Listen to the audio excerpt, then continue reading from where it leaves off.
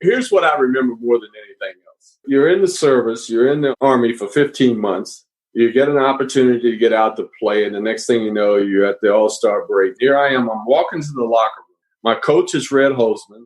My locker is next to Walt Frazier. Dave DeBuscher is across from me. Thank God my college roommate and teammate, Wes Unseld, is there. Are you getting the picture here? Absolutely. I'm looking and I'm saying, damn, should I ask for their autograph or what?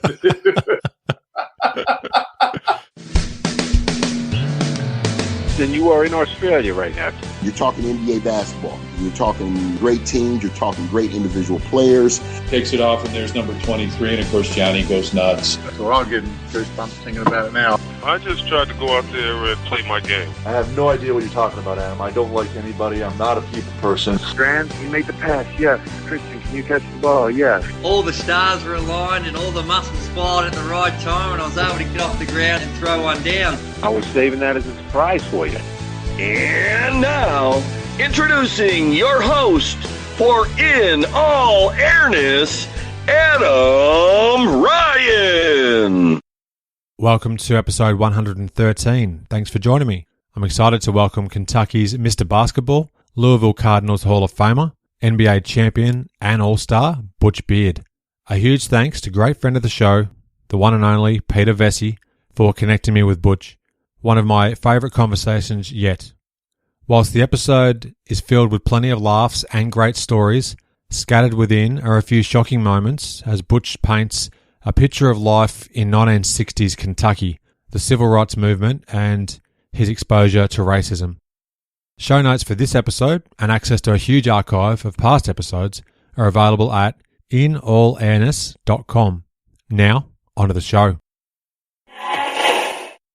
My guest today has a vast array of achievements and life experiences. He was Mr. Basketball, an NBA All-Star, NBA champion, and 9-year veteran. He's also been a broadcaster and coach. Alfred Butch Beard, thanks for joining me. Thank you, Adam. I'm glad to be here. I appreciate you chatting with me today. Where does Butch originate from in terms of being known most widely as Butch Beard? My real name is Alfred Beard Jr., so I'm named after my father. It was an uncle who nicknamed me Butch, and I really didn't know that my name was Alfred until I was in the 8th grade somehow, because I was always known by Butch until a teacher said Alfred Beard, and I was just looking around in the classroom and somebody said, "That's you, idiot. Raise your hand." So, that's it. Well, there you go. Just before we chat about your high school years, what sports were you playing when you were a youngster? I played a little bit of everything. At my high school in Kentucky, they had abolished football, so I played baseball. Hey, you sent me a picture of me in my baseball uniform in high school. I was a pitcher, a catcher, great combination, right? And shortstop. At one time, the St. Louis Cardinals had a scout following me around my sophomore and junior year. And I thought possibly I might end up being a baseball player. So what led you then to take up basketball and make that your primary goal? You won't believe this. In baseball, you have practice in the whole 9 yards. That particular day, I was catching, okay? The team was practicing bunting. For some reason, everybody was hitting the ball, and it was just ticking off their bats, and it started to nick me. I turned my head. I got hit in the neck, and I said, that's it. I'm not catching anymore. I'm not pitching anymore. I'm going to play shortstop. That went my baseball career right there on the spot. That was it. You just decided that was enough and basketball it was going to be.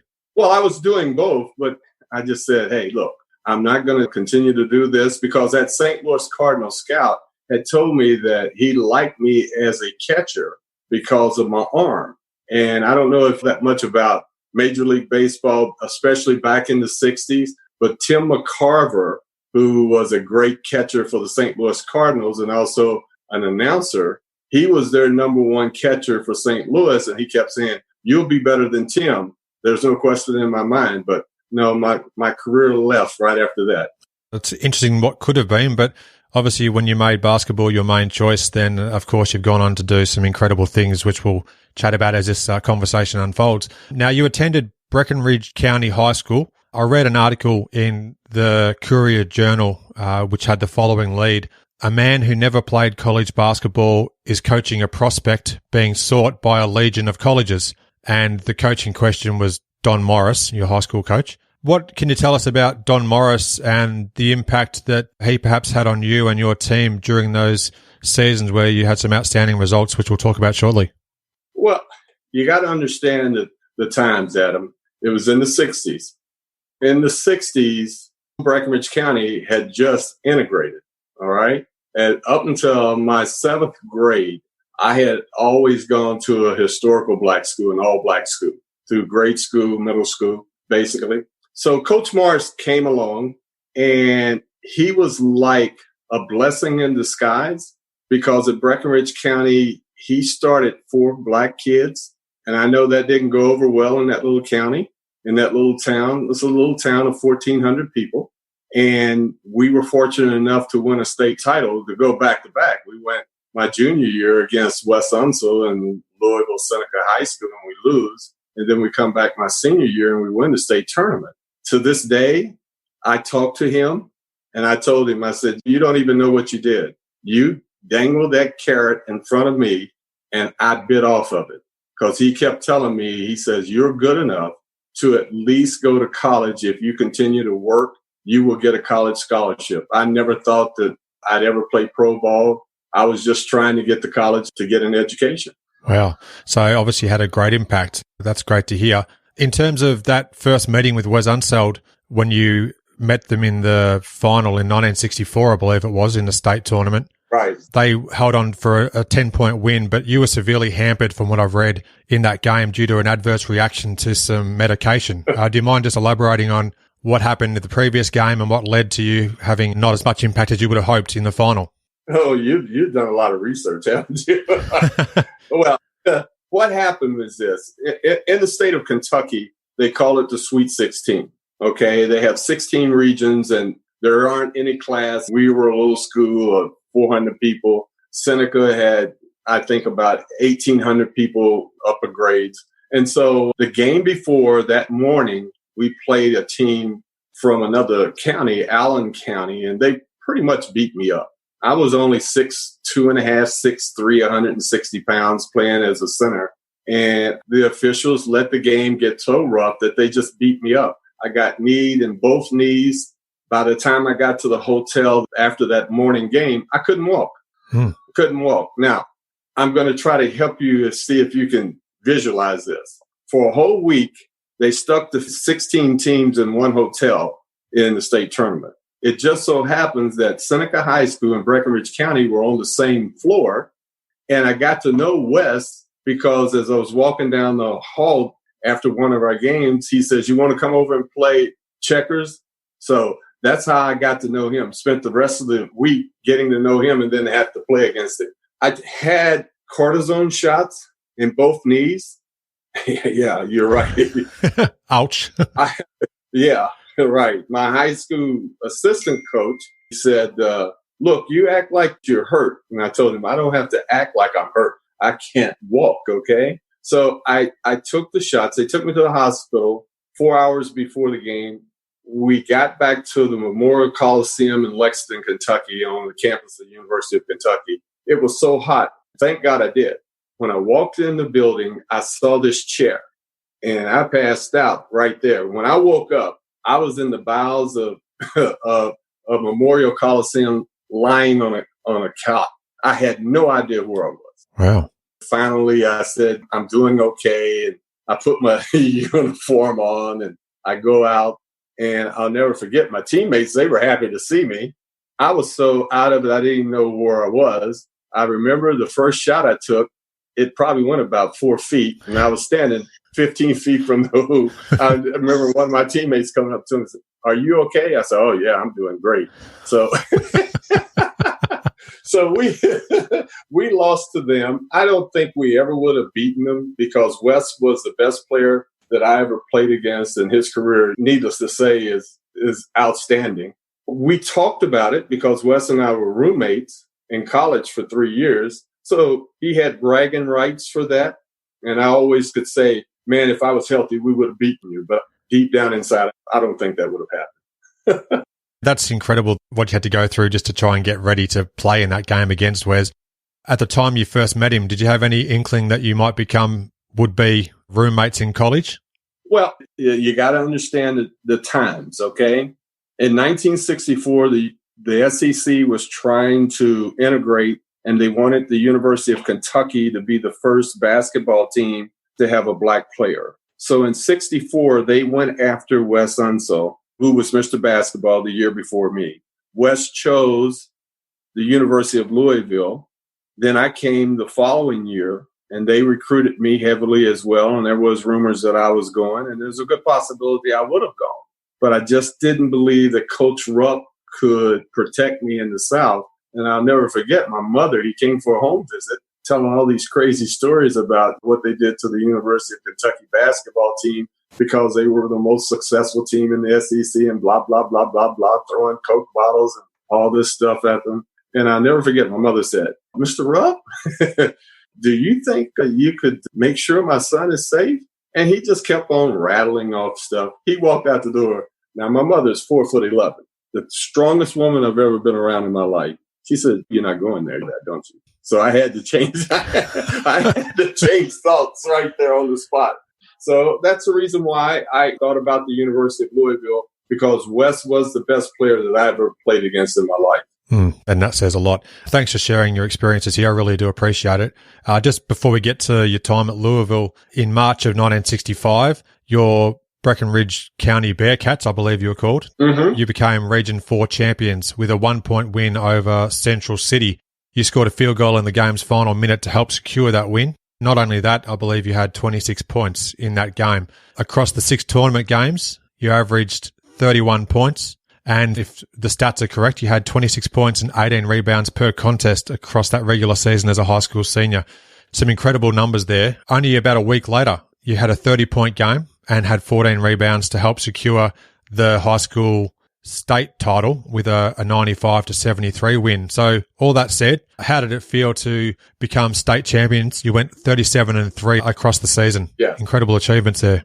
Yes. The reason why we were 37-3 is because I told you earlier in the conversation, we didn't have football. So in the state of Kentucky, you could play as many high school games, basketball games as you wanted. My high school coach, who coached March, he was so far ahead of everybody else, really, in the 60s. Adam, here's what I'm telling you. When district, regional, and then state tournament rolled around, he used to take us and scout the opponents. When I say us, I'm talking about his team.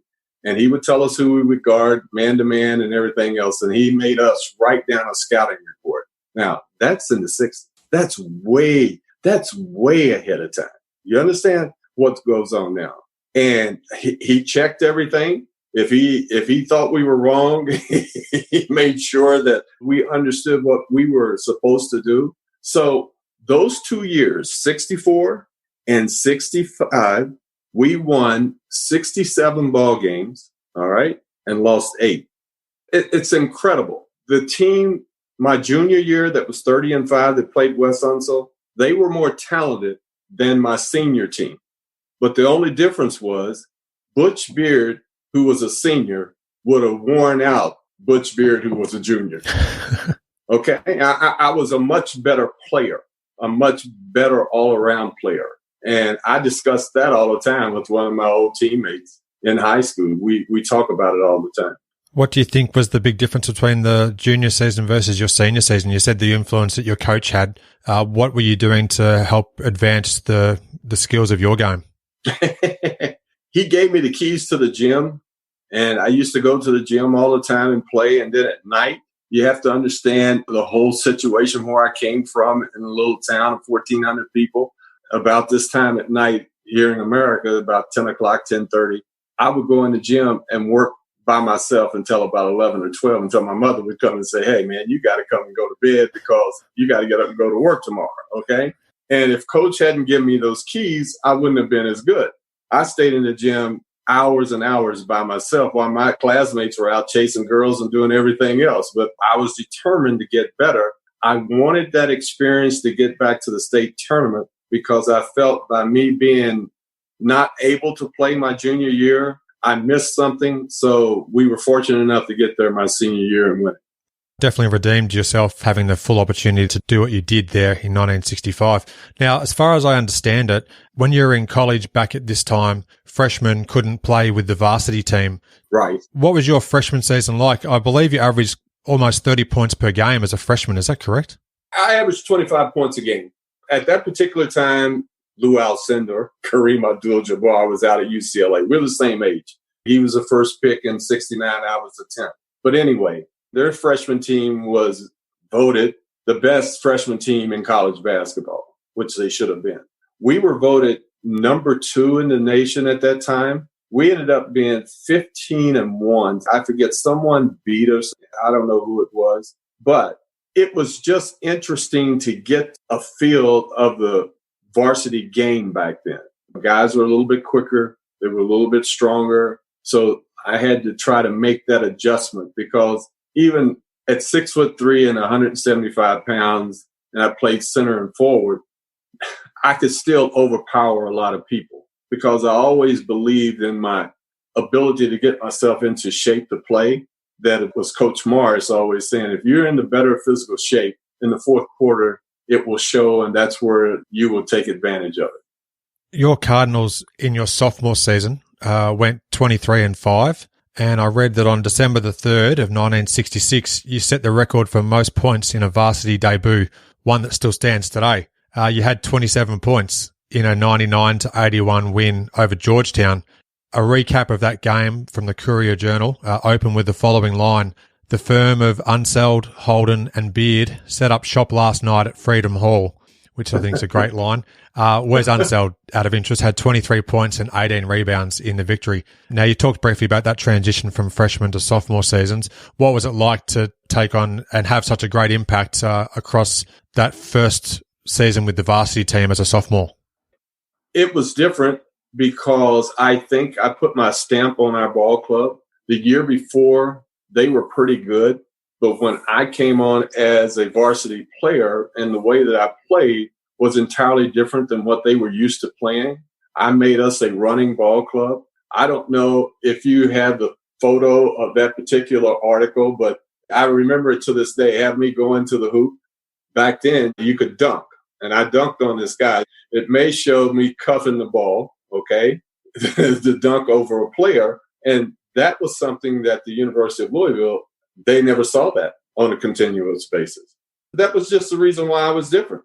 I want you to know, Adam, my sophomore year, well, I had game, but my sophomore year was really a good year. Oh, absolutely. I had great fun researching your career. You definitely had some great stuff in college. And I do know the photo you're talking about. I don't know if I sent it to you ahead of our chat. You're going straight to the hoop, about to dunk on some guy. So it's a great photo. I did something my sophomore year against Wichita State. Came down on the break. Really, that was my trademark. The middleman on the break. Wes Unseld, greatest outlet passer in the world. We used to lay up in bed, and I played forward for 2 years of the 3 that I was a varsity. And Wes used to tell me, he says, you block your man out, count to 3, I'll get it out to you, and you can do your thing. Because Wes didn't like to score. Although he scored, he didn't like to score. And I'll never forget, I was running the break, and I pulled up at the free throw line and shot a jumper, and it hit the back of the rim, went straight up. It went straight up. Next thing, I take 2 good steps, and I'm really above the square. My arms are above the square, and I cuff the ball, and I dunk it. It scared me because I said, holy hell, what did I just do? And I was going back down the floor. Wes said, do you realize what you just did? I said, no, but I could jump, and I could run, and I used that as an asset. Unbelievable. I read about a game in January of 1967. You exploded for 41 points. 26 were in the second half in a win against Bradley in Peoria, Illinois. It's the 4th highest individual scoring game in school history. You were 20 of 25 from the field. Do you remember that incredible performance? Yeah, because as I tell people all the time, I got some former teammates that we Zoom, Dave Gilbert, Eddie Whitehead, Wade Houston. We've been starting to Zoom a little bit more and talk to each other at our old age, especially after Wes Unseld had passed away. And we were talking about that game 2 weeks ago. And I said, well, I did earn the 15 points the first half. The 26 points the second half, Bradley was trying to press. We used Wes in the middle to break the press. He threw the ball to me. It was always a 2-on-1 situation. Either I had a little 8-foot bank shot or my teammate had a little 8-foot bank shot. Oh, we scored on a layup. So the 26 points second half, they were bogus, but I'll take them. That's a great way to describe it. You were the team's leading scorer at over 20 points per game that season, and you were the Missouri Valley Conference champions, and then you made it to the NCAA tournament before losing out to SMU by 2 points in the region semifinal. How was that first taste of the NCAA tournament? You had to bring that up. Of all of my college career, I would have to say that particular year, that particular game happened to be the low light. At that particular time, Adam, we were number 2 in the nation to UCLA, okay? The NCAA tournament was going to be played at Louisville at Freedom Hall, which was one of the biggest arenas in the country at that particular time. That's where the University of Louisville played their home games. We never practiced there, but we played there. I honestly thought that we had an opportunity to win an NCAA tournament that year. I thought we were that good until Evan Hayes, they upset Kareem Newman, probably the game that changed college basketball altogether down in the Houston Astrodome. To this day, I'm still upset that we lost to SMU because that was our ticket to possibly win an NCAA tournament. And then my senior year, we played Southern Methodist down in Dallas, and I lit them up for 31 points, but it didn't matter. We won the game, but that didn't matter. I can say it still sticks in your craw, obviously. That one really does. A lot of stuff I let go. That one stays with me for a while. The other game you referred to there with Houston versus UCLA, was that the game of the century that you're referring to? Yes, which changed college basketball the way we know it now because they had the big game. And after Houston and Elvin Hayes and them upset UCLA, I don't even think the NCAA wanted anything else but that. But it would have been nice if we had gotten back to Louisville. They would have to make up their mind because they only lost 3 games in 3 years at the University of Louisville in Freedom Hall. Yeah, great record. I believe you met Alvin Hayes the following season in the NCAA tournament. Yes, we did. They beat us out of Kansas. I looked at the stats ahead of our chat today. He had 35 points and 24 rebounds. You had 21 points. Wes had 23 points and 22 boards. They took the victory 91-75. What do you recall from that matchup the following season when you were a junior? We had a transfer by the name of Mike Grosso, who was the second best big man in the country, who had gone to South Carolina, tore his knee up, okay? And he transferred to Louisville. And we were putting Mike in our system at that time.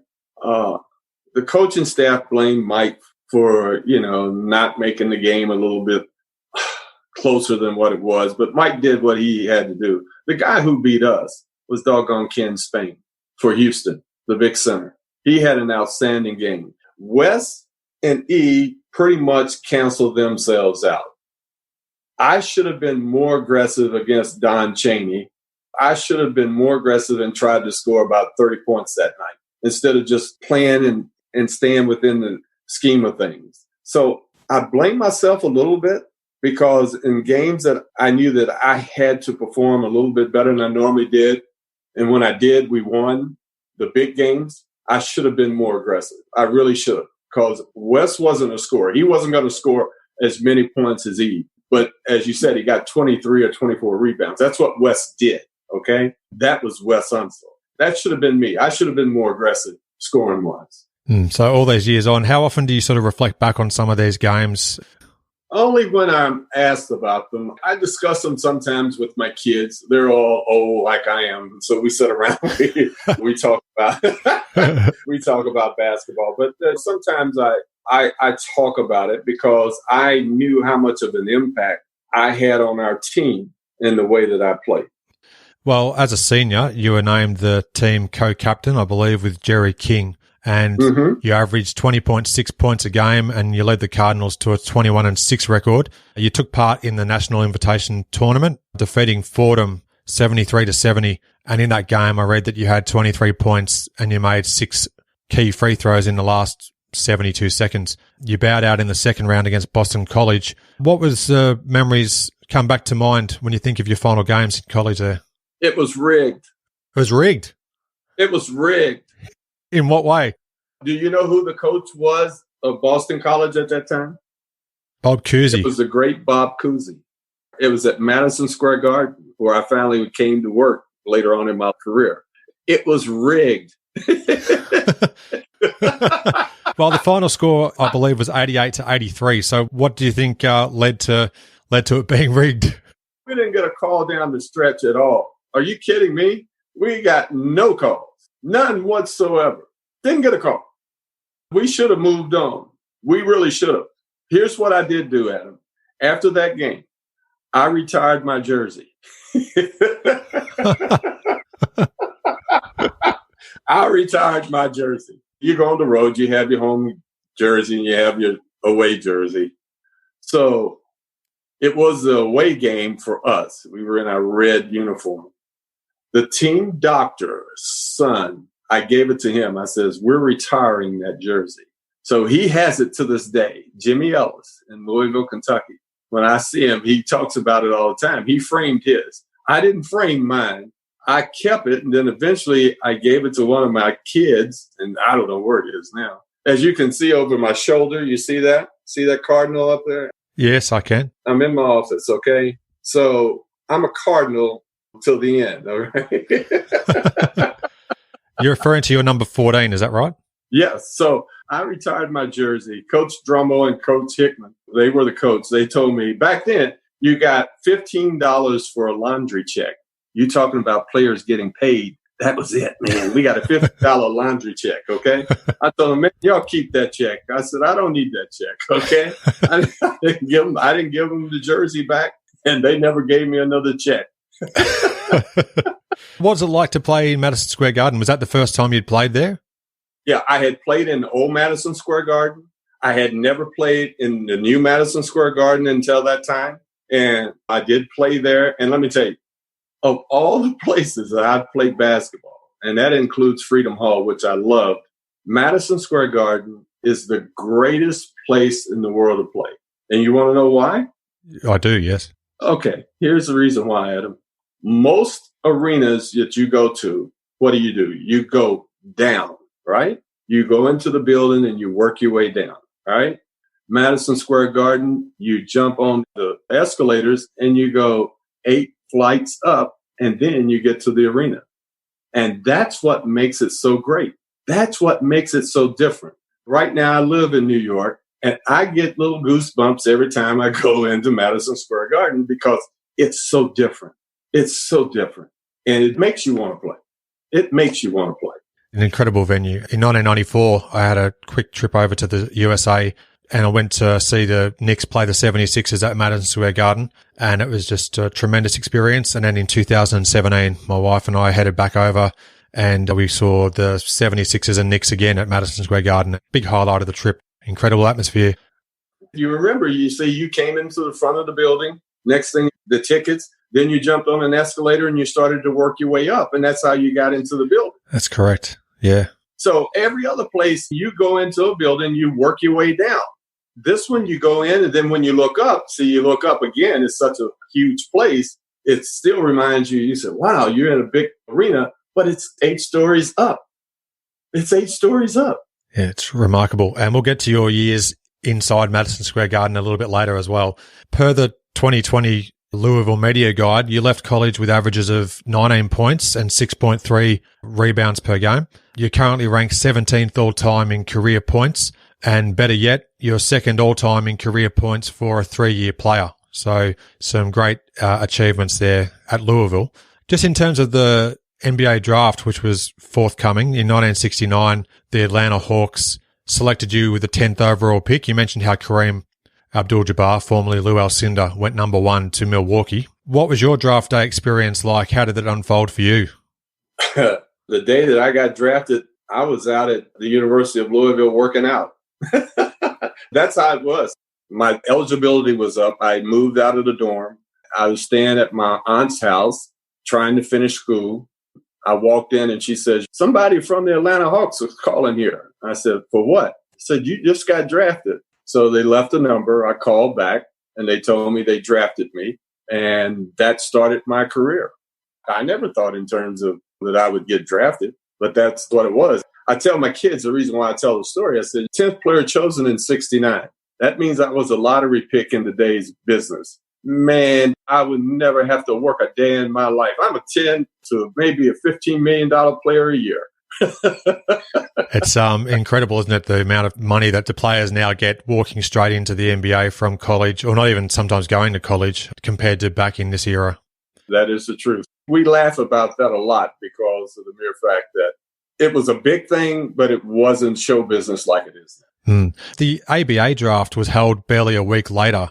The Dallas Chaparrals selected you in the ABA draft. What rights, if any, did they actually have relating to you having been picked by the Atlanta Hawks? Well, Adam, can you keep a secret? You think anybody's listening? Oh, there's a few people listening, but I'll keep a secret. All right, here's the deal. I'm drafted 10th in the NBA. At that particular time, the ABA was trying to get started. And right after my last game at home, the owners of the Kentucky Colonels sat down with me and wanted me to say that I would be an ABA player. They were actually bargaining and trying to get me to play in the ABA. I told them that I have waited this long, that I want to see what happens in both drafts and then make up my mind. Okay? Why not? Plus, they dropped some money on a table in my aunt's house that I had to walk away from. I had to walk away at that particular time. It was my first wife.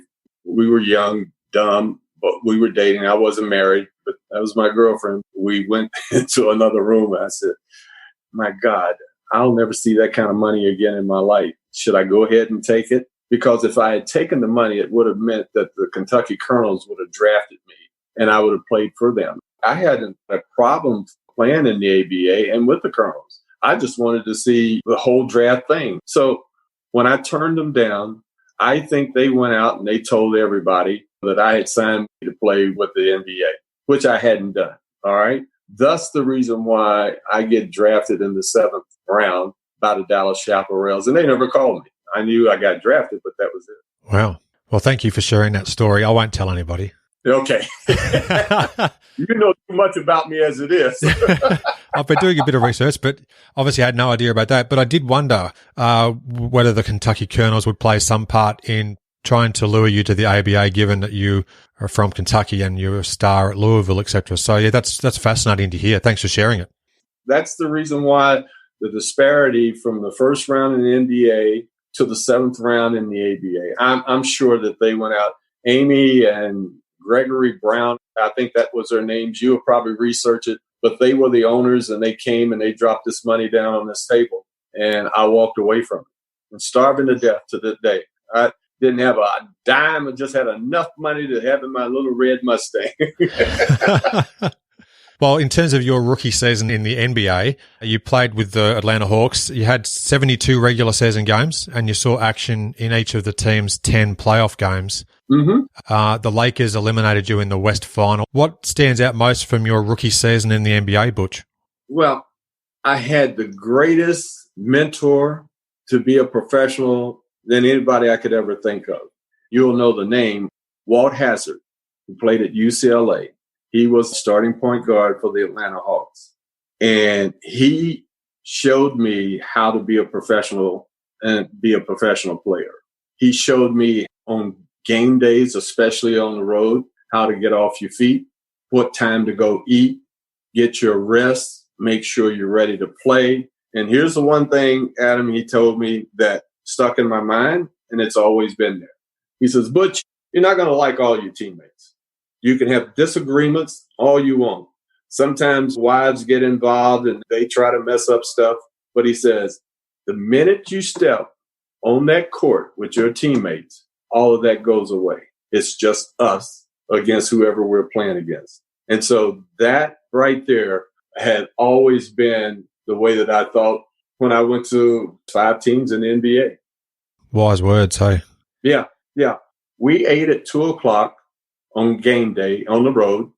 It was always room service. Always took a nap in the afternoon because of him. Back then, when I got up, always went and had breakfast. Nothing heavy. It was always oatmeal, just something light. Okay. He said, the reason why you eat this early is because when you get to the arena, you don't want to be full. You want to be hungry. Okay. You want to feel like you're hungry. That'll make you lighter. That was his thought process behind all of that. He was the greatest mentor that I ever had in my life. Obviously made a massive impact on you and held you in good stead. Yes, he did. In March of 1970, Pete Maravich was drafted by Atlanta. Yes. Did you cross paths with Pistol before the upcoming expansion draft? Here's how all that works out. You had the Vietnam conflict. You had the Atlanta Hawks coming from St. Louis, and they come to Atlanta to play. Lou Hudson, who was the star guard for the Hawks, came from St. Louis.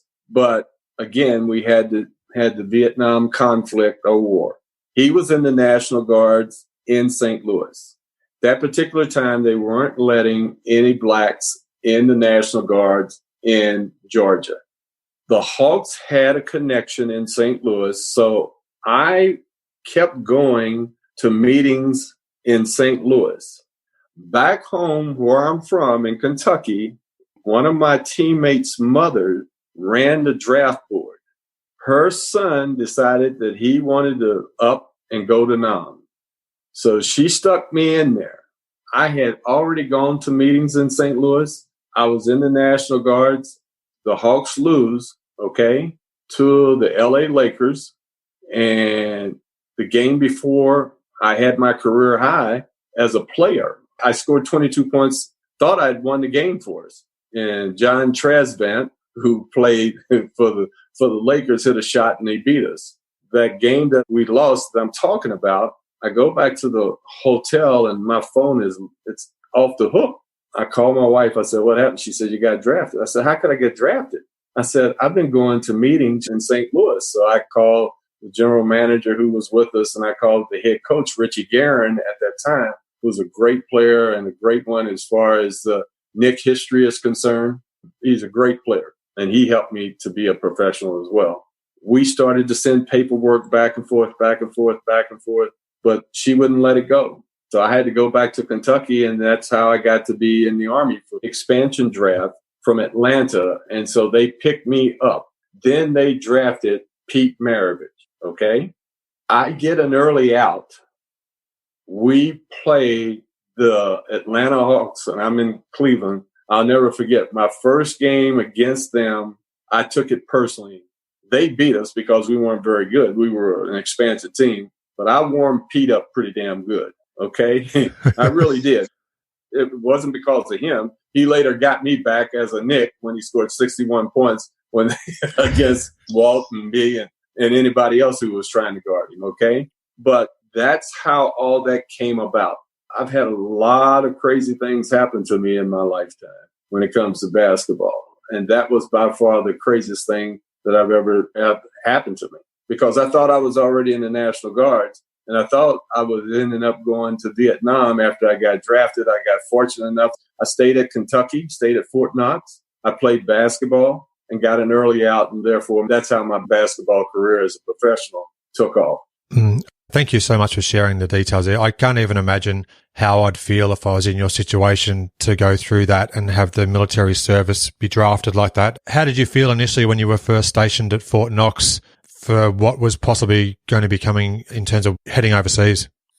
Adam, I really didn't know, because when I got to basic, you got to understand, I'm 22 years old, and all of a sudden I'm around kids. I'm talking about 16, 17, little boys from up in the mountains of Kentucky. You know, they'd never been away from home in their life. So my drill sergeant made me the company leader, and I had a room to myself, all right, which kind of broke the ice a little bit, okay? The first morning after being in basic, at 4:00, all of a sudden I hear this garbage can being thrown down the middle of the barracks. And this guy screaming and hollering, you get up, calling us everything up under the sun. And I'm saying, oh my God, what the hell is going on? So we get up and I go out, but Sergeant Daughtry, who I'll never forget, another guy who influenced me, was a lifer. He had like 5 tours. He was just coming back basic. He wanted to go back. He made me the team leader.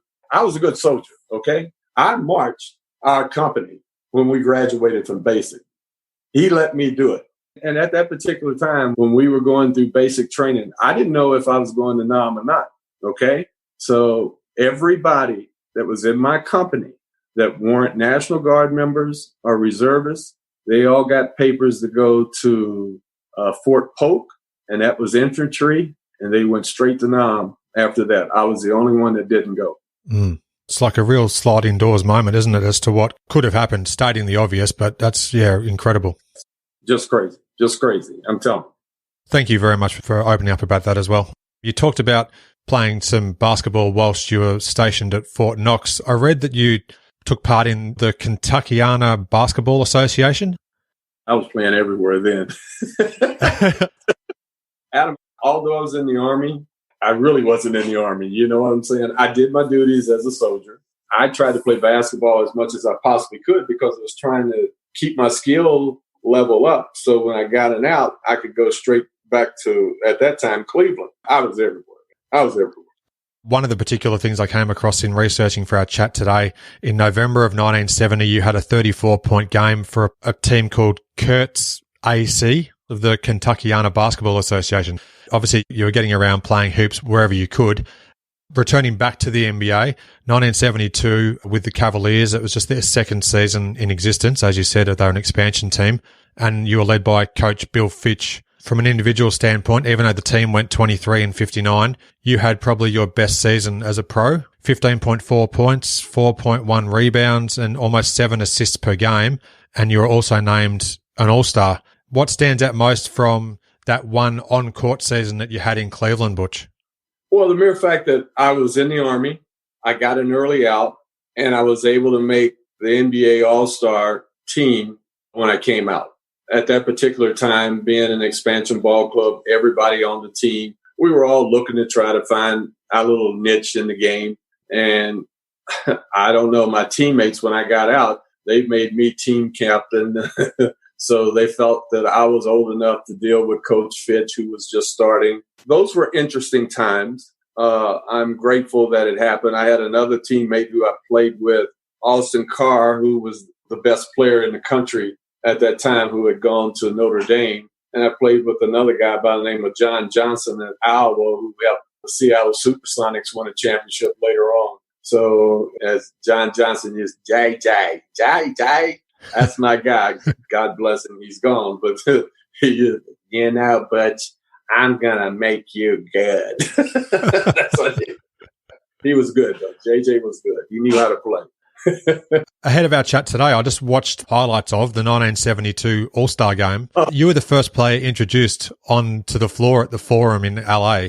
What do you remember about that All-Star appearance? You stood out there ahead of everybody else coming out onto the floor. It was the famous game where Jerry West, who was the MVP, hit... It cost me $500, man, hitting that shot. West hit a late jump shot with only seconds left to ice the game. I think it was 112 to 110. But you're playing with some absolute all-time greats. What was that experience like when you reminisce on it? Have you watched that game at all recently? It is available to watch on YouTube. My kids watch. I don't watch. Here's what I remember more than anything else. You're in the service. You're in the Army for 15 months. You get an opportunity to get out to play, and the next thing you know, you're at the All-Star break. Here I am. I'm walking to the locker room. My coach is Red Holzman. My locker is next to Walt Frazier. Dave DeBuscher is across from me.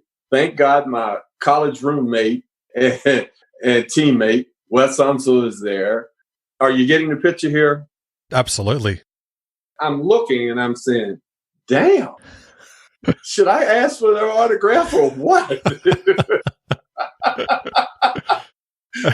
Really, it was the biggest thrill of all. So we're sitting there going through pregame, And Red says, they're bigger than we are, but I need somebody to get the boards for us. And DeBusschere says, well, if there's a leading rebounder, what do they get out of it? Red says, you get a case of beer. Dave says, put it in my locker. DeBusschere, he was our leading rebounder that night, okay? And Red had his six-pack in his locker. Those were the good old days. Those were the good old days. They really were. But I just sat and I watched and I tried to pick up and I tried to learn, because these are the guys that I had been watching for 15 months. Some of these guys I had watched as I was coming up because it was my second year in the league. It's like a dream come true. What a transformation from being in the military service, watching these guys on TV, and then actually playing alongside them in an all-star game the following season. I'm telling you, it really was. And I had another experience while I was in the Army before I got out. I'm working. I found out through the Army and the NBA I can get an early out. So I'm working in this gym. I worked at a battalion headquarters in a message center, which you didn't do anything.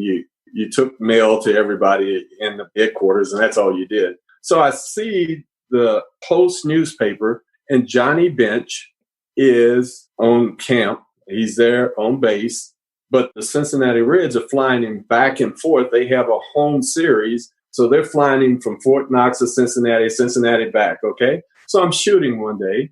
There was a stage, and the ball goes up on the stage and under the curtains, so I go get my ball, right? I'm retrieving my ball. There's this dude laying on a cot, on a mat, sleeping. I look at it. It looks like Johnny Bench.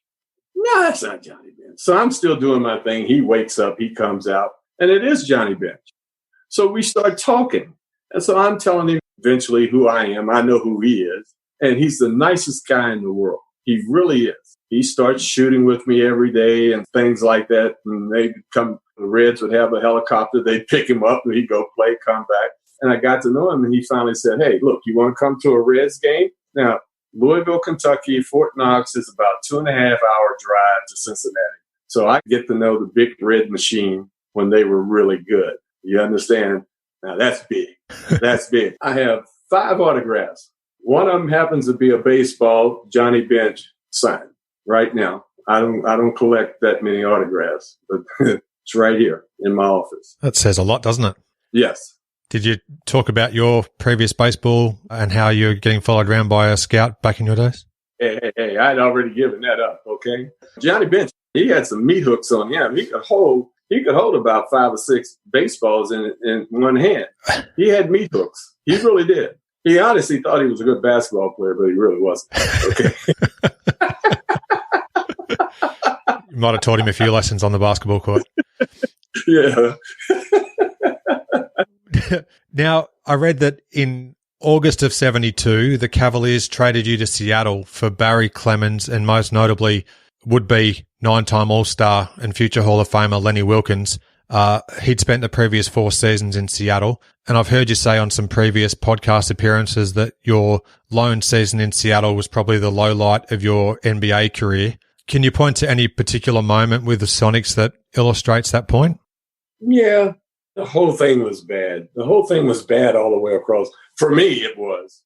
And for Lenny as well. When I got traded, I didn't know how all of it came down. I fly into Seattle and I get the Sunday paper and I'm starting to read. Well, he gets traded. He doesn't know about it. He was out playing golf and the organization did a poor job of letting him know what was going on. The city took it out on me. Understand, Seattle now, you have Seattle, you have the Seahawks.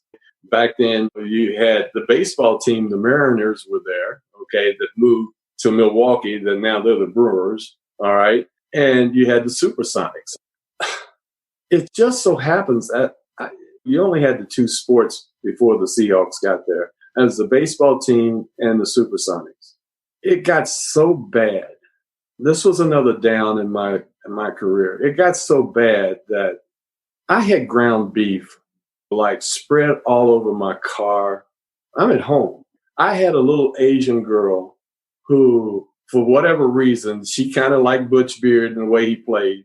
I used to give her tickets to the game because my wife was pregnant with our second son, Corey, And she used to protect my car because people would put ground beef all over it. It got so bad that I went in and told them after it was over, I said, look, you all can do one or two things.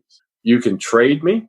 If you don't trade me, okay, I'm not coming back. I know I have another year left on my contract, but I'm not coming back. I'm not coming back to this. Our last game for the Sonics that year was in Seattle. I slept in Portland. I wanted out of the state of Washington. We had already moved our furniture back to Kentucky. We were living in a hotel the last week. I wanted out. And thank God they gave me an opportunity to get out to get to the Golden State. That's terrible to hear. That stuff was happening whilst you were there through no fault of your own, just because of the fact, I guess, that one of their favourite sons in Lenny Wilkins was traded. Terrible. Yep. And when Lenny came back the first time, I had been starting. As you start the forwards and the centers and then the guards, they were all revving up to wear me out. The coach at that time, Tom Nosocki, never told me he wasn't starting me, okay? So I was ready to run out on the floor, and he started another player. What a mess. Well, by contrast, how was it to arrive in Golden State following the trade away from Seattle? Had no expectations. I was just glad to get out of the state of Washington, out of Seattle. In 73, 74, just trying to fit in, still trying to find my little niche in basketball. I've been traded 3 straight times in a row. At that particular time, the Warriors had an older team with Nate Thurman, Clyde Lee, Jeff Mullins, Jim Barnett, Rick Barry. It was an older team. I was actually playing to try to prove something to people. So the last 15 games, I think I averaged pretty close to about 15, 16 points a game. I don't know what I did for the season, but I think that told them that I was capable of playing for them, which helped us the following year to win a championship. Across the season, he played 79 games. The team went 44-38, just missed the playoffs, but you averaged 10.2 points, almost 5 rebounds and 4 assists a game. Good numbers there. In 1975, the championship season, we'll get to the finals in a moment. Along the way, you disposed of your former team, Seattle, 4-2 in the playoffs. Was there a particular satisfaction in that from your point of view, given what we've already talked about? It was great satisfaction in that because we won up in Seattle. They were in the arena by the Needle, and you had to walk way back to get to the dressing room. Funny, nobody knows about this. When we won, we're running off the floor. And, of course, my teammate, who everybody loves but love to hate, Rick Barry, he was mouthing at somebody as we were running through this doggone tunnel, and some chick pours a beer on him. He turns, okay, to get to her and her boyfriend. Her boyfriend is getting ready to clock Rick, and I clock him. I mean, I wore him out. Blood went everywhere, okay? Oof. Now, there's 6 of us at this particular junction fighting our way to the locker room. We get to the locker room, and 6 of us are in the locker room. The other 6 still out, okay, in the middle of the doggone floor. They couldn't get through the tunnel. So we had this guy by the name of Hal Childs. He was a PR guy who worked for the Warriors, but also was a Seattle native. He walks in and he says, "Don't worry, these are my people. I'll go and get your teammates," right? So we're back in the locker room, and all of a sudden you hear, like, holy hell is broken out. In the middle of the hallway, I mean, screaming, hollering, cops. It was crazy. The other 6, they were fighting their way to the locker room. NBA will never tell you this.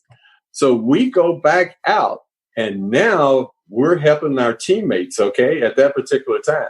That's the reason why you have security the way you do at NBA games. But anyway, we go back, and we fight our way back to the locker room again, all 12 of us. Clifford Ray, who, if you take a picture of him and you say, man, that's the toughest guy I've ever seen in my life, he wouldn't bust a grape. The cops had some guy with handcuffs on, and he was laying up against the wall, and Clifford runs up and starts to beat the snot out of him. I said, "Oh, that's real big of you." "Really, Clifford?" "Yeah, that's good, okay?" So when it was all said and done, Adam, about an hour and a half after the game, we wanted to leave the arena. We couldn't leave because at that Coliseum is where I told you about the parking lot for my car. That's where all the cars were parked, and so was our team bus. The fans would not let us get on the bus. They were that upset. Now, it got so bad that the officials who called the game, Richie Powers, I forget who the other two were, they got on the bus with us. And this was the only time I feared for my life. We finally get on the bus, and the fans start pushing, and that bus started rocking back and forth. And I said, what the hell are we doing on the bus? Let's get off and fight, go back inside, do something. Why are we here? Finally, the cops got it cleared away, and we got away. That was in 1975. You'll never hear about it, but it's a true story. And thus the reason why I think you have security the way you have it in NBA games is because of that. Wild scenes, to say the least. Only time I was really afraid for my life. It was crazy. I'm glad they didn't start to throw rocks or anything like that. Absolutely. Wow, that's wild. Before we talk about the NBA Finals, you met a tough Chicago Bulls team in the Western Conference Finals, the series that went to a seventh and deciding game at home. You held on to win 83-79 and then made it to the NBA Finals against the Washington Bullets. All these years on, where would that rank within your memory as how tough that was? For us, beating Chicago and getting to the finals was a little bit tougher because it went 7 games. We ran a play that we practiced all year long, and George Johnson, who's a big center, a shot blocking center, came off of a pick. I'll never forget it. There was a timeout. I wasn't in the game, and Al was talking, and I said, why don't we run 23X, okay? I said, nobody's ever seen it. They're going to jump on Rick, and I said, Noopy is going to dive to the hoop. He's going to be wide open, and he's going to score without any problems whatsoever. Sure enough, he did. So Al said, why not? Let's do it. Al was good at that because he would always ask for input, and that was good. So when I said it, and Al said it, and they went out on the floor, I turned to Noopy, and I grabbed him. I said, Noops, you better catch that damn ball. I'm telling you now. You don't catch that damn ball, I said, don't you even go to that locker room. I'm going to beat you myself. Okay. But George Johnson caught it, dunked it. We end up winning it. And for us, we felt that we could compete with the Bullets. They had beaten us 3 out of 4 times during the year. And we felt that we could compete with them, even though they were the better team record-wise. But we felt that we were better. You guys were 48-34. We were 48-34. They were like 60-22 or something like that. You're right. Spot on. They were 60-22. They had the home court advantage. Even so, you swept them 4-0 to win the title. I just watched the end of Game 4 today before we chatted, and you had 16 points, 5 rebounds, 2 assists, and 3 steals in that clinching game. It was a 1-point win, 96-95 at Washington. You also grabbed the biggest rebound of your career with about 9 seconds left in the game. Yes. What comes to mind when you reflect back on that NBA championship, particularly that Game 4 and the final moments? Well, I had struggled in that series a lot. I had tendonitis so bad that nobody knew about. I couldn't practice in between games. They didn't have the treatment process that they have now. So I was just trying to stay afloat so I could play. What you don't know, Adam, is my 2 years at Golden State, I was the number 1 percentage-wise shooting guard in the NBA. The year before, I was behind Don Nelson and somebody else and Rudy Tomjanovich. And the 75 year, I was still number 1. I think I shot about 53%. I'm not sure. But anyway, I had struggled in that series so much. I had all the shots that I wanted, just didn't hit them. And you read those stats. Well, see, I scored our last 7 points and nobody talks about it. It was great to watch, just knowing that I was speaking to you. I thought, oh, wow, this is great. You had such a big role in those final minutes. And then when Rick Barry grabbed you after that rebound that you'd got in the last 9 seconds, that was fantastic. Well, here we go. Grab the rebound. All year long, we had this contest who had the highest percentage shooting free throws. Of course, nobody was going to beat Rick, 95% free throw shooter. I think I shot about 85%. I had a good year. So Rick, remember seeing him pat me on the rear end. He said, these are yours, okay? I had no problem with it either. Thank God they had the best 2 out of 3, or else I would have been one hell of a goat. The first one, I was thinking about it. I really knew what it meant. The second one, I had calmed down, and when I missed it, if you noticed my reaction, me slapping the floor. Yeah, you've been right down and put your hands behind your back. I just couldn't believe I missed the shot. After I do that, I turned it and I see Rick. Now he turns his back on me, right? He's standing at midcourt. He turns his back on me. This is my teammate. He turns his back on me. So thank God I did hit the third one there. I hit, and, we won the championship. I said, Lord, an 384% shooter and couldn't take that pressure. That's what it was. Couldn't take that pressure. You made the one that counted, and that put you up by 3. And then I think Wes Unseld got a consolation tip in just before the final siren. That rebound was over Wes and E because they were tired. Neither one of them could jump. I didn't jump that high either, but I got off the floor quicker than they did. Yeah, that's true. Early in Game 4, the Bullets' Mike Reardon basically mugged Rick Barry, which led to a skirmish that involved Wes Unseld and your coach, Al Addles. What do you remember of that moment? Al Addles told the story that he had gone out to dinner the night before and he had heard that the Bullets were going to do something to try to get Rick out of the game because Rick had warmed them up real good all 3 games up until then. So he came out to protect Rick. He didn't want Rick to be thrown out of the game. That's the reason why Al was out there running around trying to get to Reardon. Now, understand something. You didn't want to mess with the destroyer. That's Al Addles. He had already a reputation in the NBA. Now, he had knocked out some people during his playing days, big guys, okay? And that's the reason why Wes tried to stand there and be the big tough guy. When all of that settled down, we were walking to our benches. I walked past Wes. I said, Wes, you're lucky that Al didn't knock you out. Just like that, Wes said. He wasn't going to touch me. I said, well, I would. And he laughed. He said, I know you can't whip me. So. It was pretty wild. What did it feel like to be an NBA champion as you headed back into the locker rooms there? We see a bit of coverage. Rick Barry and Al Addles get interviewed, I think, by Brent Musburger. How did it feel to be back in that locker room celebrating your first NBA championship? It felt good because you don't get there very often. And then when you do get there, you don't finish the deal. We were very fortunate to do both, get there and finish the deal.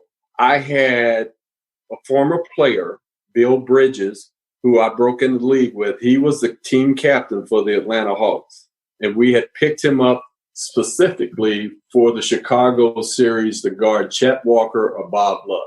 And he did his job in that series, which made me feel really, really, really good. Little locker room, and you saw the celebration and everything. And Bill came up to me. He said, we don't win this series if you don't come alive in Game 3 and Game 4. He says, without you, we don't win it. And he gave me a hug. Now, Bill Bridges was as hard on me 9 years before that you had ever seen as a rookie. But that made me feel so good. It was unbelievable. Now, here's the other part that your listeners will get an opportunity to know.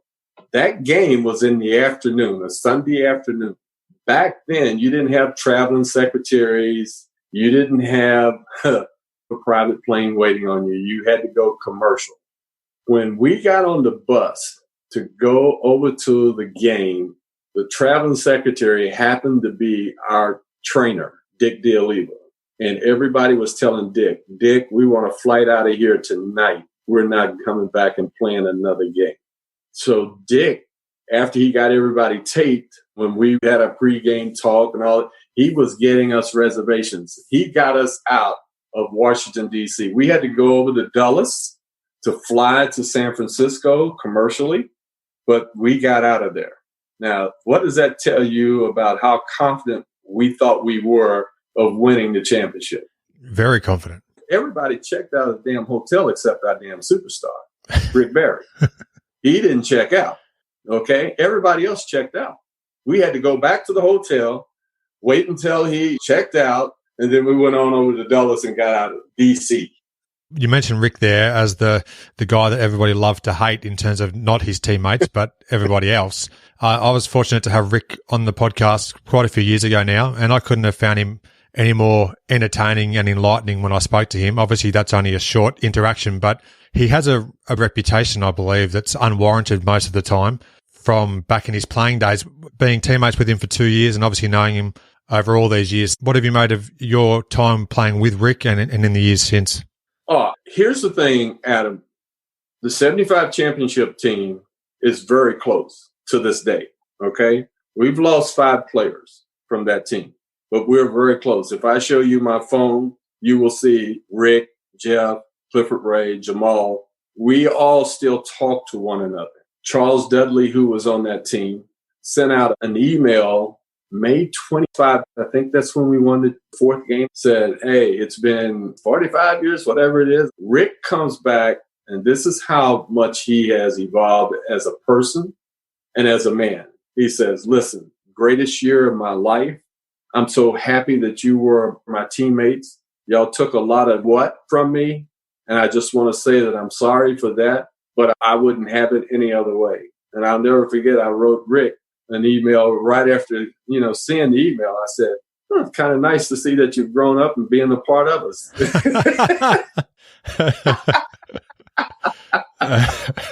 Rick Barry, no, very misunderstood. One of the best players that I ever played with, and I played with some great players. He understood the game better than anybody that I know. He was just misunderstood. He really was. He goes down as one of the greatest players the NBA has ever had. But people just don't want to recognize it because of his demeanor on the floor. He was a little bit of a crybaby, but he could play. Rick Barry could play. That's a great description. Misunderstood is probably the word I was looking for when I was talking about him prior to that question. Now, Peter Vesey posed a great question ahead of our chat today, and I'd like to ask it to you now, if you don't mind. You went from being a starter on the Golden State Warriors to, in the off-season, being traded to Cleveland Cavaliers. I think it was for Dwight Davis and some future picks. Right. After starting each game in the 75 finals, but then not being part of the Warriors the following season. How did that feel, and what do you think led to the trade back to Cleveland briefly before you headed on to New York, where you finished out your career? I've been on both sides of the fence. I've been on management side, and I've been a player. I'm just going to leave that alone. I have no idea why they thought that they could trade me that soon. Now, if you look at the history of the Golden State Warriors of that 75 ball club, see, they got rid of me and also Charles Johnson. We were the starting backcourt.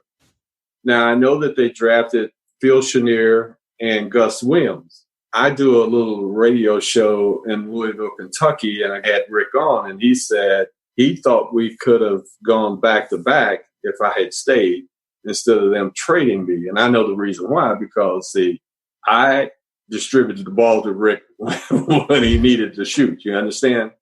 One of my nicknames was Doc because it was Jamal Wilkes that says, when you run our offense, you're like a doctor. It's precision. You make sure you get everybody involved, which I did. It's like you carving everybody up. The only person that could probably tell us that is Al Adams, and I don't know if he'll ever tell you. I don't know why they did what they did. I would have loved to have had another opportunity to see if we could go back to back because they had a great year. They just got upset by Phoenix in the second round of the playoffs. A question, I guess, that we'll ponder for some time. But yeah, thank you for elaborating. On December the 1st of 1975, after 15 games with the Cavs, you were claimed on waivers by the New York Knicks. And as I mentioned, that's where you played the rest of your playing career in New York. What was it like to leave Cleveland and then play for Red Holzman and New York? Oh, man, no, man. I go back to Cleveland, and after winning the championship, and Bill Fitz doesn't see how I can help him in any way, and they haven't won anything, although they had a very good ball club, okay? They were just starting to come around. And that upset me, too, because I can help one team win a championship and can't play for another one. Again, my career is really interesting in this sense. I got let go Thanksgiving night. The Cleveland Cavaliers were playing the Chicago Bulls out at Richfield Coliseum in Ohio near Akron. I get traded, okay? Thanksgiving Day. I don't see my family. I was in Cleveland by myself. They come up for Thanksgiving. My wife has cooked a big dinner and everything, and we were going to eat after the game. And we have shoot around that morning. They could have told me they were going to trade.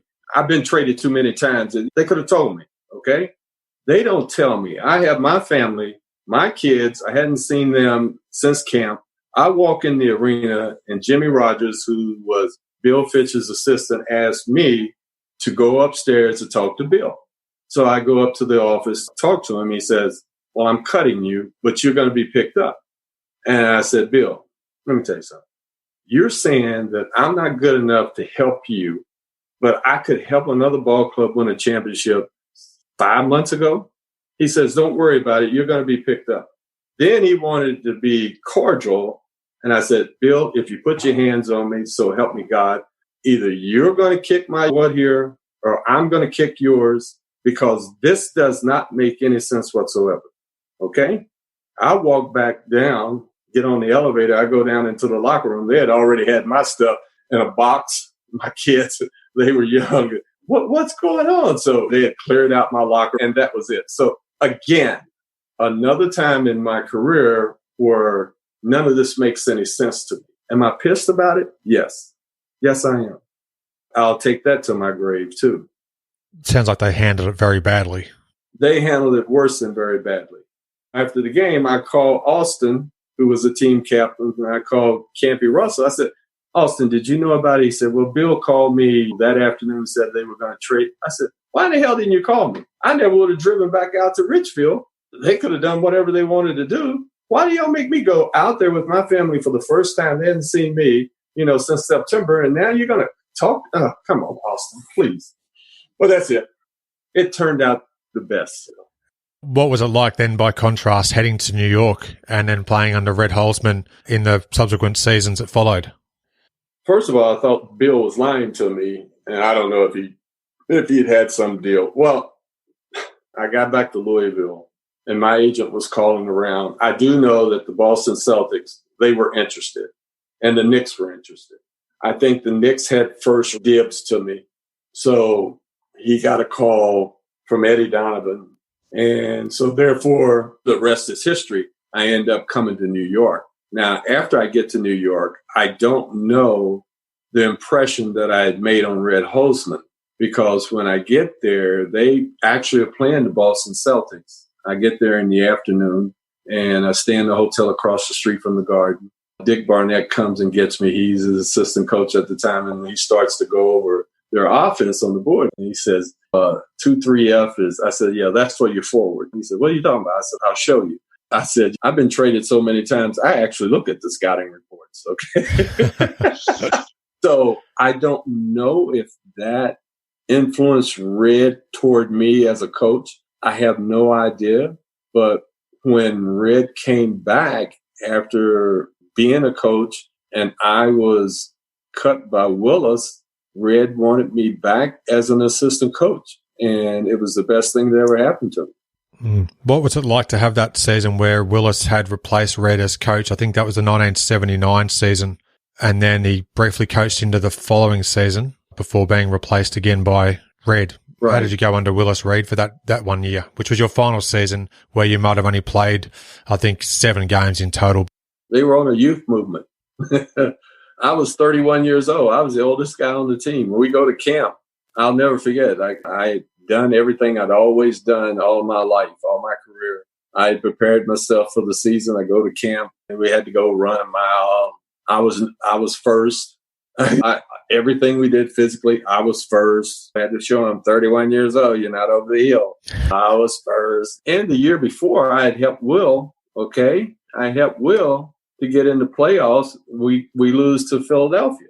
So again, I don't know what the hell was on their mind. All right, I really don't.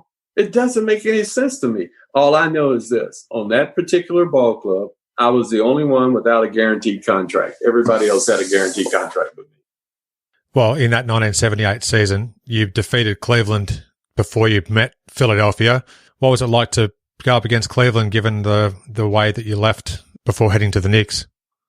That didn't bother me that much because, let's see, Stepien was the owner of the Cleveland Cavaliers at that time. He was having issues about playing black players and everything else. That didn't bother me. Actually, they thought they were going to beat us, but they had, you know how you have a big pregame show and the introductions, and it lasted forever. I'll never forget. We were getting ready to go out on the floor for the first time. I said to Bob McAdoo, I said, you know what? Their butts are kind of tight. I said, that introduction took too long. And that was the reason why we beat them. We were pretty good. I truly believe the NBA, again, did not do the New York Knicks a favor after we beat Cleveland, we had to play the 76ers in less than 24 hours. We never practiced, and it was an afternoon game on top of that. So we didn't even have time enough to enjoy the win. Here we go, and now getting ready to play the 76ers with Doc and McGinnis and that group. We didn't stand a chance. We really didn't. NBA did that to us. NBA did that because we were a scary team with Bob McAdoo and Spencer Haywood. I'm just telling you, we were a scary team. Earl Monroe, we were scary. When we were on, we were damn good. When we weren't on, anything could happen. Well, that season is 1978 you're referring to. You were 43 and 39. Willis Reed was replaced by Red as head coach. 1979 was your final season, and then after you finished playing for the Knicks in 79, you remained as an assistant coach to Red Holzman through the 1982 season. So what was it like to have Red as your coach when you were playing versus joining him as an assistant on the sidelines? Like I said, I didn't know what I had done to impress him enough to want to be a coach. So when I got the call in Kentucky about coming back, I thought he wanted me to come back as a player. You understand, still, I'm only 31. Will soon be 32. They had just brought Earl back, who was 2 years older than me. He says, I want you as a coach. They brought Earl back that day that I got the call. Then they were going to play the Cleveland Cavaliers in Cleveland. And he says, I want you here. I said, Red, no. You and Earl, go ahead and do your thing. I'll meet you in Cleveland. And that's how my coaching career got started. Look, I learned from the best, okay? He was the best. He really was the best. What do you think made him so good? I thought he had good people skills. I really did. He was a great tactician. For him to have won 2 championships with the ball club, the only thing that was going against him was the fact that the different type of player that was coming into the league, the young kids that were coming in. Red believed that you should be motivated, self-motivated to play. Sharman had started the shoot-arounds with the LA Lakers. Red hated shoot-around, all right? Red believed that you got ready for the game, whatever your routine was, and you come to work. Because I was younger, he made me go out and scout teams, give them the scouting reports, then walk through with the teams at a very early age. He trusted me doing that. I used to set up and get inside his head, especially when we had back-to-back games. If we played at home and went on the road, and wherever we went on the road to, I was normally up in Red's suite. He's drinking his duels and water, and I'm trying to get inside of his head about, why did you call a timeout in the third quarter? We were up.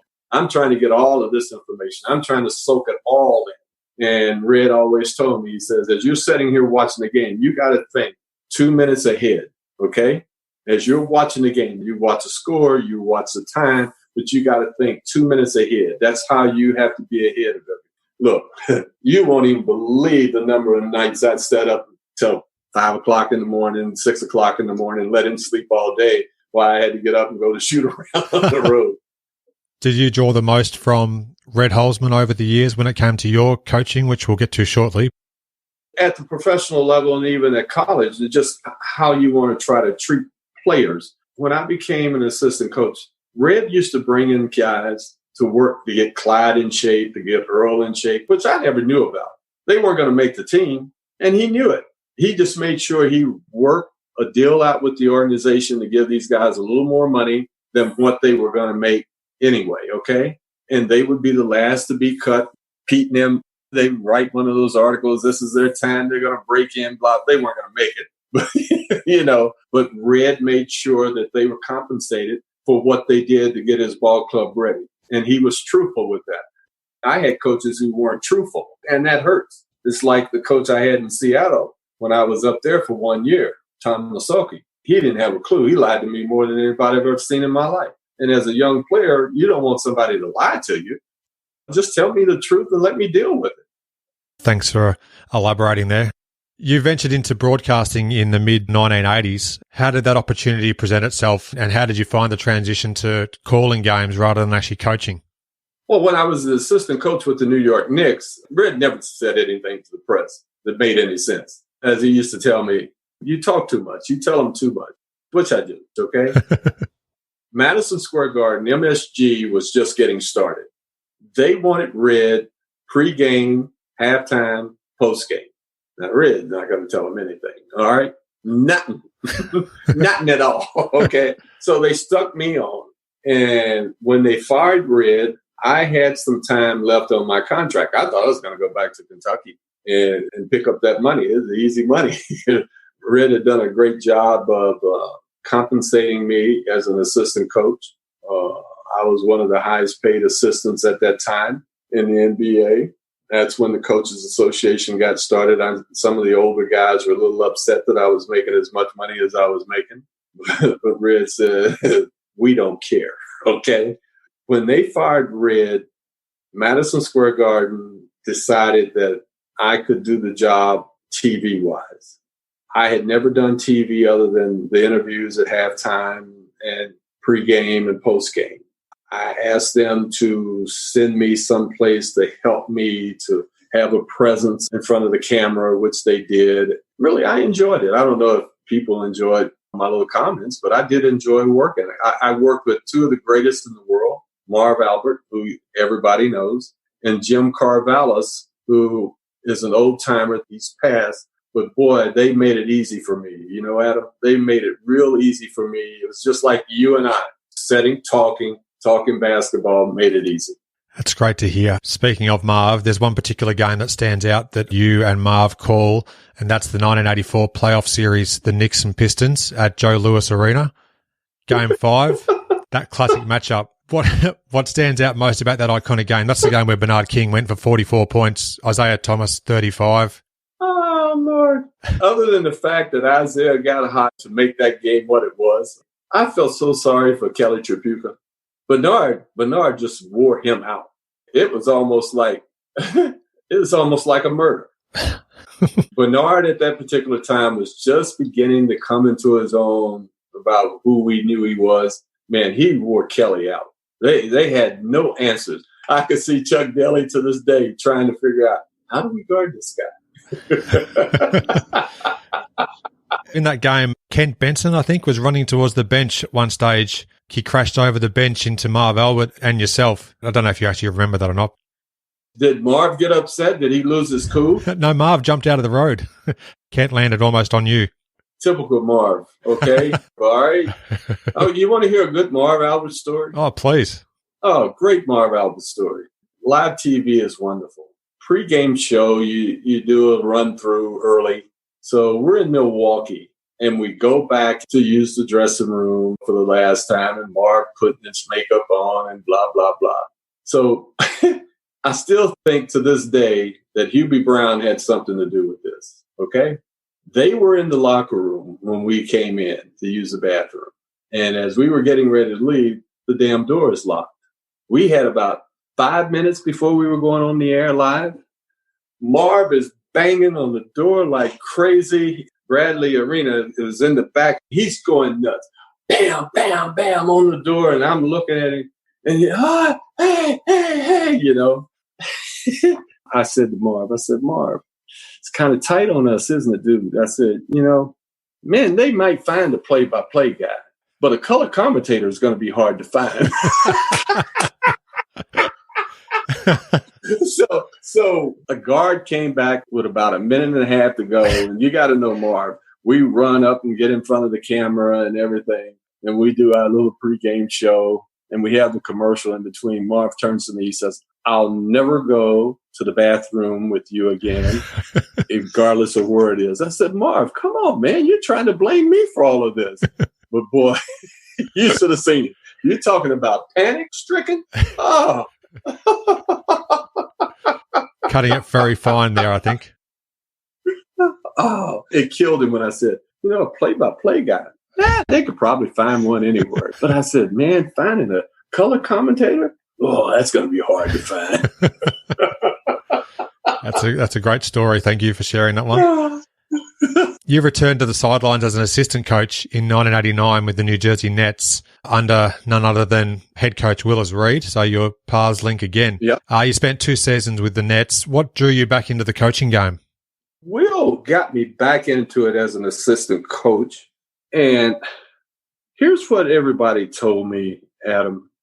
If I wanted to be a head coach in the NBA, I had to get head coaching experience. Now, how the hell you get head coaching experience unless somebody takes a chance and give you the job? Today, you got guys, they have no experience in coaching whatsoever. They get $5 million, 5 years. They're telling me back then I had to go and get head coaching experience. So Bill Fitch came the following year after Willis he didn't get fired. He just stepped up. And Bill was wearing me out. I was doing everything. I did everything. As a matter of fact, Rick Carlisle should bless me because I taught him everything he knew. He was with the ball club as a player, didn't make the team. Fitch liked him and brought him on as our video coordinator. And then he became an assistant coach. But as far as knowing stuff about coaching and what to do, I took Rick with me on scouting trips to New York, Washington, D.C., showed him how to put things together. You understand? So all those things I helped him to organize. But back then, the NBA was saying that I needed head coaching experience in order for them to even think in terms of me being a head coach in the NBA. Now, is that systemic racism? I don't know. That's the way it was then. I was fortunate enough to go to Howard University and do something with 15 kids that didn't think that they would ever do, and that's go to the NCAA tournament. And then Will gave me a shot again back in the NBA with the New Jersey Nets. But that was my path to being a head coach in the NBA. I did not know that about Rick Carlisle, so there you go. That's fascinating to hear. Rick, hey, here's how it happened. Rick was a video coordinator. Bill Fitch, we were playing the Knicks, all right? For whatever reason, Joey Crawford didn't want to hear his voice. Bill Fitch got kicked out of the game within 40 seconds. I couldn't even get up to Fitch, okay, to get in between Joey and Fitch. We were at the old Meadowlands Arena. I tell the ball boy, go back and get Rick. He was putting together some spots for us for halftime. And we ended up beating the Knicks that night, okay? And I'll never forget, Rick called me Cowboy. He said, damn, Cowboy, this is a lot of fun, isn't it? I said, I don't know about you, but I had to work to get this win, Rick. You understand? This wasn't easy at all. So that's how he got into the coaching profession. A hell of a night. The New Jersey owners, all 7 of them, they take me out to get after game meal. And it was wild. That was it.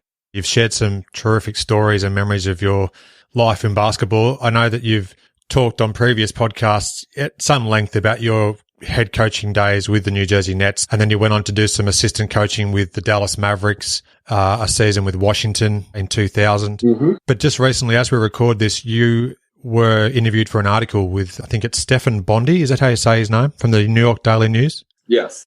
You lament the lack of black executives in the NBA. It's a really insightful and thoughtful piece. One of your quotes was, Jerry West ain't the only one who knows basketball, which I think is a fair call.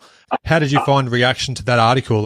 Well, Adam, I'm pretty sure that a lot of people didn't like me saying what I said because of the mere fact I'm not a so-called superstar, so I'm not supposed to have an opinion. But I did talk about the elephant in the room. The elephant in the room is whether or not a black man can organize, whether or not he's smart enough to organize, okay?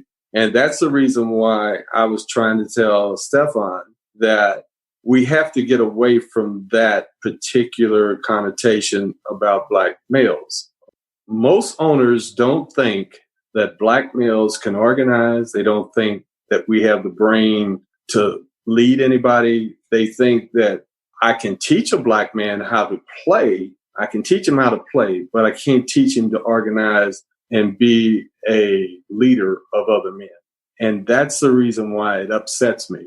By saying that Jerry West is not the only one, that ended up being the quote. But as you know, when you do articles in the newspaper, you have just so much space, okay? It came down to when I was talking about Jerry West, and he's probably pissed, and I really don't give a crap, all right?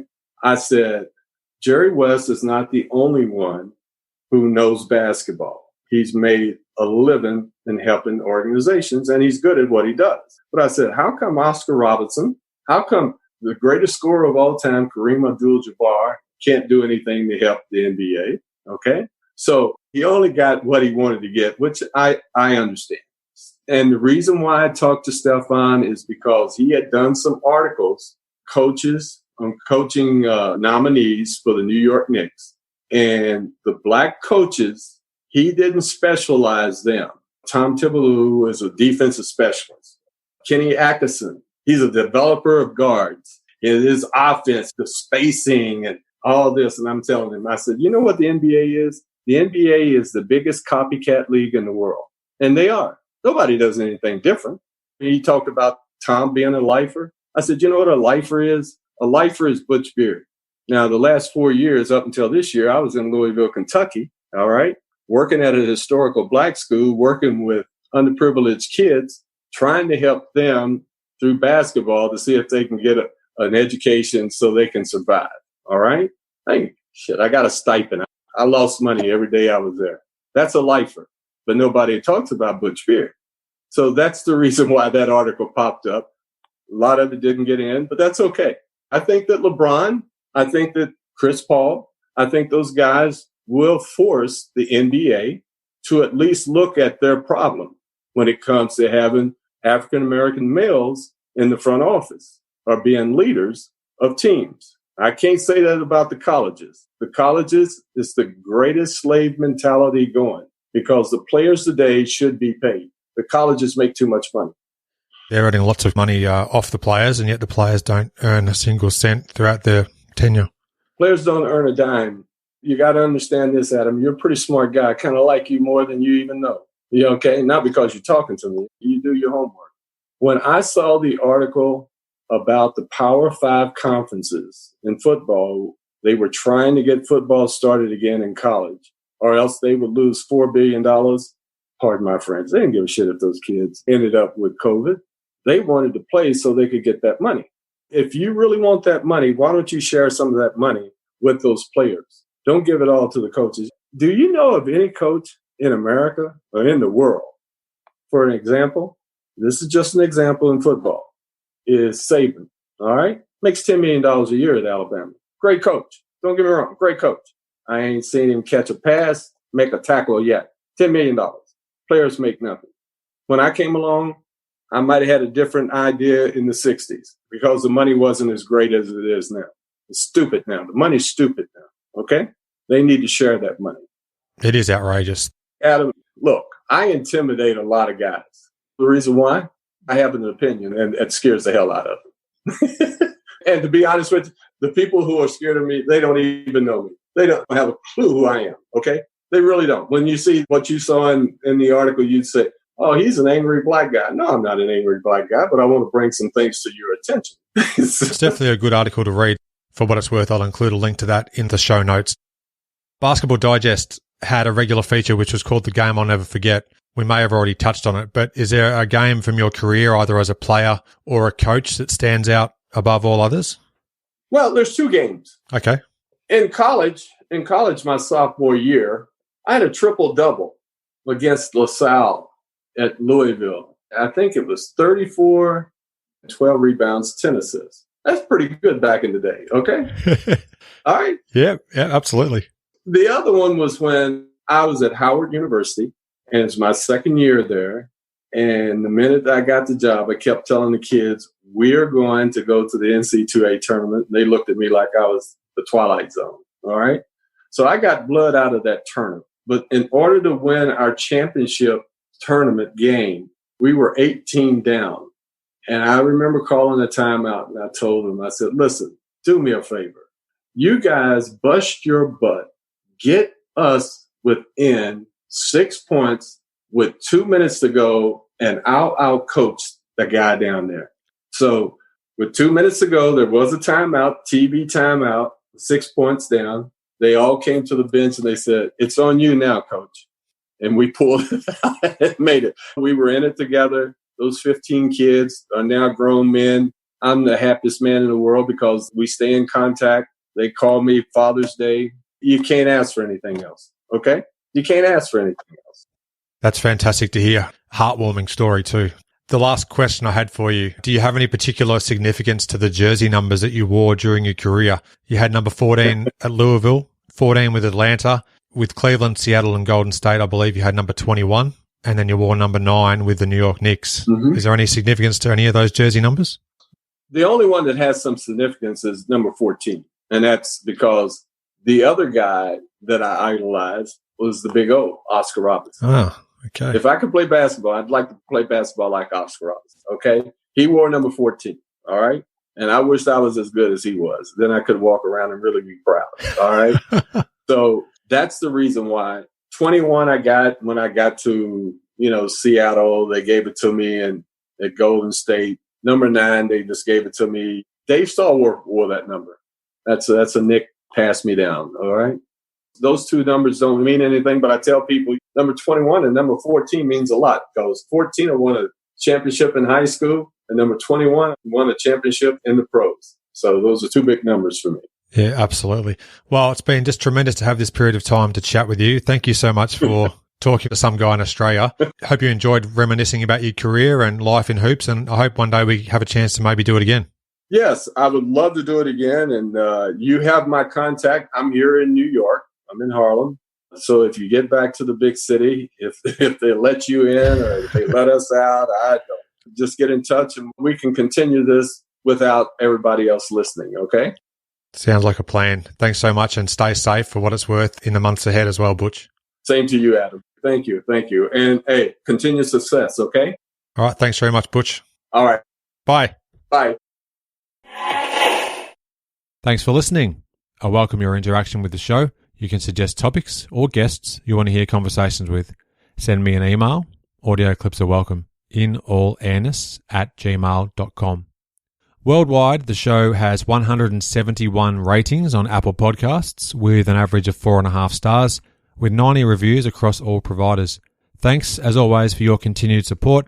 If you add a review, I'd love to read it out on a future episode. Your ratings and reviews are one of the best ways to support the podcast. If you enjoy the show, please do tell your basketball-loving friends about it. Your word-of-mouth recommendations are truly worth their weight in gold. Stay up to date with my podcast and subscribe to my monthly email newsletter. You'll receive exclusive details on upcoming podcast episodes, future high-profile guests to appear on the show, and much more. Simply email me inallairness@gmail.com. You can subscribe to my show in various ways. Search for In All Airness, 3 words, on your podcast app of choice. The show is on Apple Podcasts, Spotify, Google Podcasts, Amazon Music, Audible, Overcast, Android, and more. Thanks for listening. I hope you enjoyed the show and share my web address with your friends and colleagues, inallairness.com. Check out the podcast archive for plenty more episodes with high-profile guests. Follow me on Twitter @inallairness. Please add your like to the show's social hub, facebook.com/inallairness. Join me next time for another edition of the show.